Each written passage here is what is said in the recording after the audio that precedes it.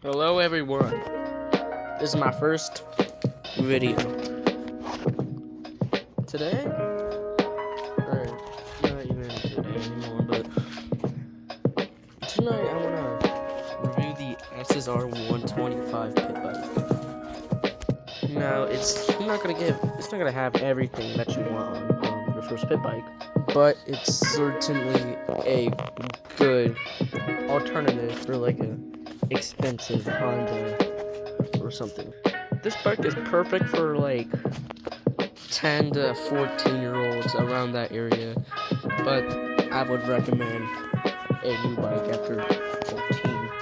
Also, they do come with brakes. It's just mine. I have to take my own if I'm getting a new one. So the fastest these go is around 72 kilometers per hour. In metric, that's around like 40 miles an hour. But that's just me. I heard they can go up to like maybe 60. Fastest I ever got this was 40 miles or 72. It features a kickstart system. And also about a gallon gas tank, on it. All powered by a 124cc motor, which is basically a 125. I put a new exhaust on it. It's not the best. I got a new one up right there, but I need to get some stuff for it, so I'm gonna have to stick with this. It's got so much stuff on my hand. Anyway, this is a kind of upgraded plastic version SSR, where it has kind of a carbon fiber plastic on it. If you buy these brand new, it comes with like a whole nother design. This is just mine. If you plan on getting one and getting it registered for the road, I would not recommend on going like on major highways, because it's not recommended for highway use and stuff. 2 is not gonna catch up. I'd rather just get a good starter bike if you want to go on a highway. It's a Honda XR 150 LS. That's a really good bike if you want to like finally get started. It's cheap, made by Honda. It's a good bike. I'll link it down in the description for anyone trying to see or buy one, what it is. And my tire knobs are really low. Look at that. But this is not stock engine, actually. This is right here is a stock engine, but I bought this on OfferUp for like $1,000. And but apparently the guy said that he was riding it and that engine failed and it cracked. So we bought a whole new engine for this. One thing that you will maybe have to replace every 300, 500 miles is the carburetor. Well, you don't have to replace it, but you have to clean it. You can probably get it further if you have a fuel filter. Because when I bought this bike, it did not have a fuel filter. It had a street tire on the back, so I got a upgraded knobby tire. But with the one with the carburetor, it only lasted me around 50 miles at most. But yeah, that's just for me.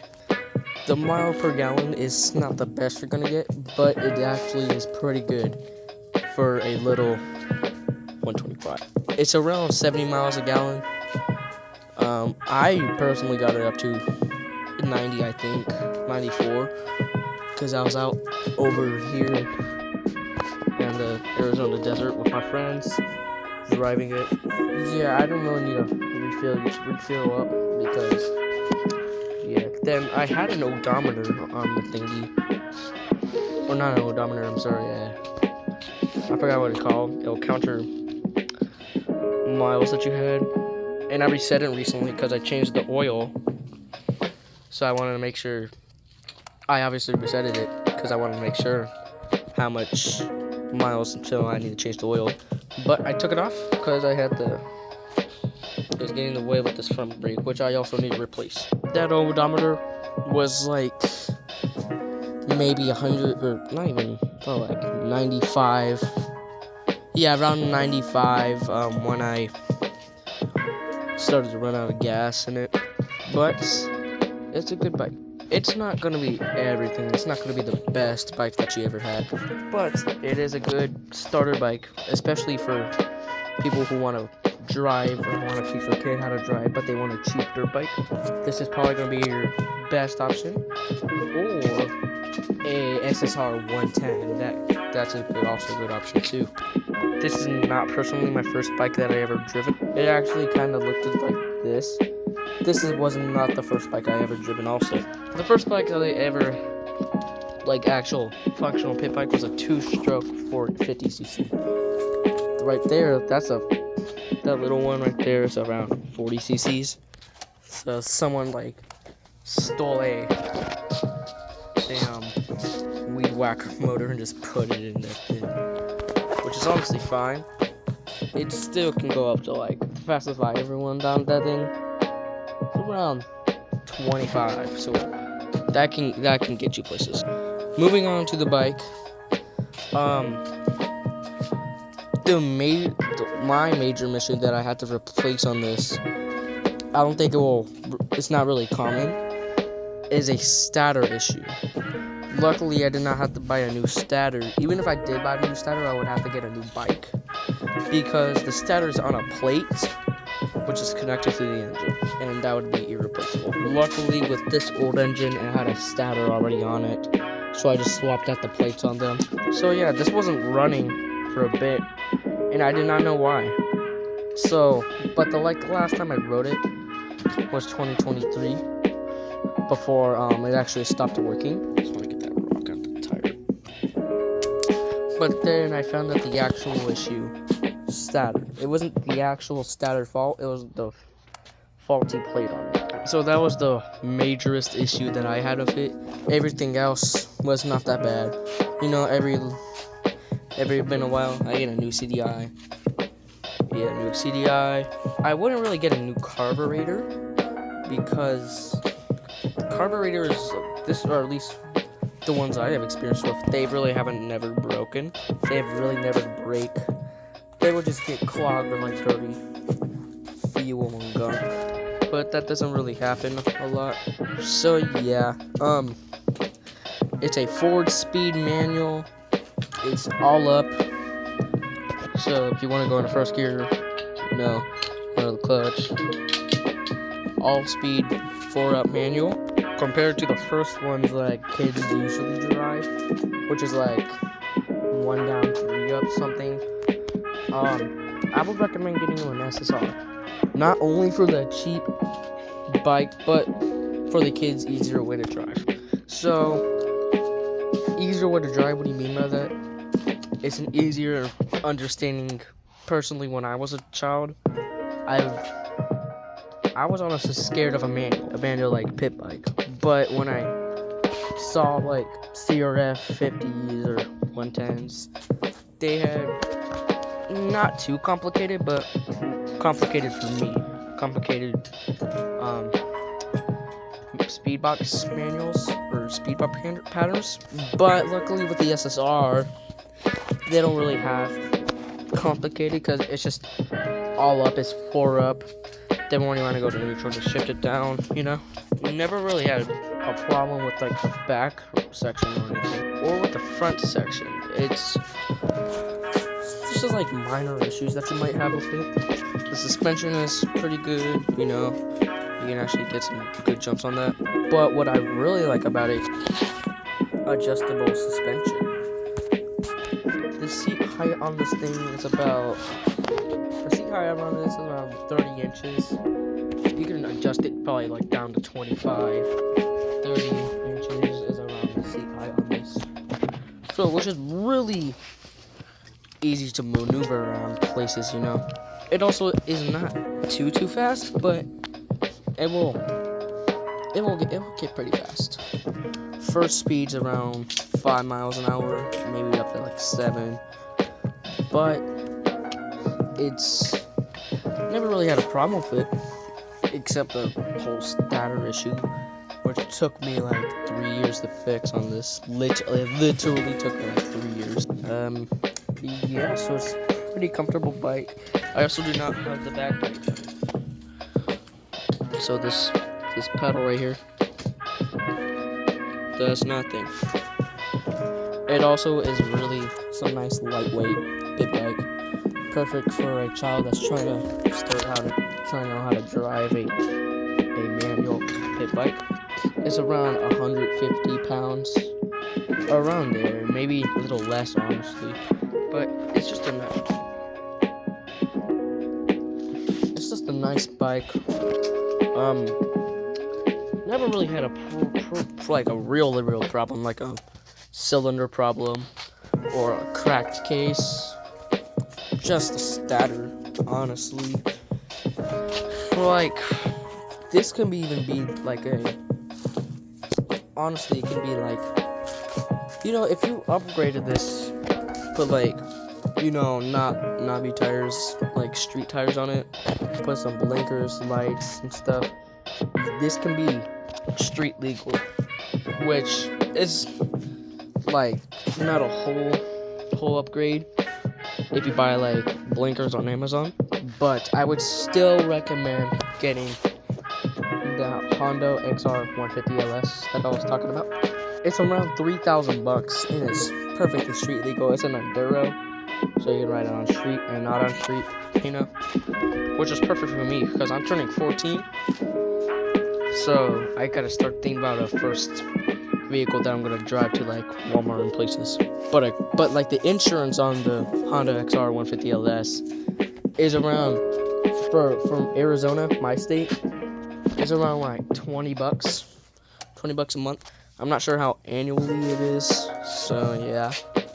But on a car, it would be like $120 a month, which is why I run a actual enduro motorcycle for my first vehicle. That enduro, I'm sorry I'm getting off topic, but I just want to talk about the enduro real quick. The enduro goes around, I don't have it yet, but it goes around 60 miles an hour. Some people have even got up to 70 miles an hour, which is honestly crazy because it's only powered like a 150cc engine, which is honestly surprising for me, and that's perfect for me because where I live, there's not a lot of major highways. So if I get that, there's basically like, you can go on like a small little street road, then you can turn, and there's like a desert trail that you can follow up to. You don't have to jump on a major highway or stuff. You can jump onto like a little desert trail. Then it'll lead you to, like, I don't know if y'all know this, but I don't know if y'all will actually understand what I'm about to say, but it'll lead you to a little smaller road, which you can get to like Walmart and stuff like that, which I really like about the enduro. It's cheap, Honda made, so you're not gonna have any big problems on it. You can also upgrade it to have a bigger impact on speed on it, like some of the followings. You can upgrade the air intake on it. It has a snorkel on it. I would take it off. Then it has like a screen thingy on it under the snorkel, obviously. And then you wouldn't want to, you don't have to, but I would personally upgrade the carburetor. Not actually get a new carburetor, but what I'm saying is take off that bowl right there. Also, once again, I'm not explaining it for this bike, I'm explaining it for the enduro.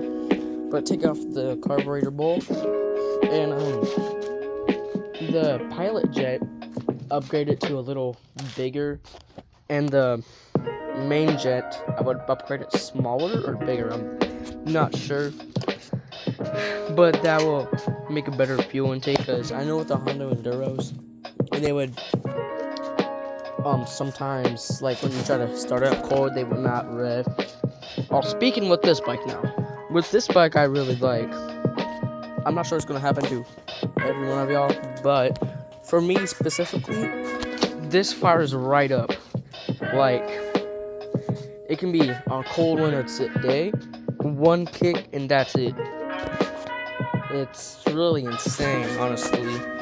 I would want to take a ride on it, but it's obviously nighttime. So I think in the morning I'll have to do another video about it.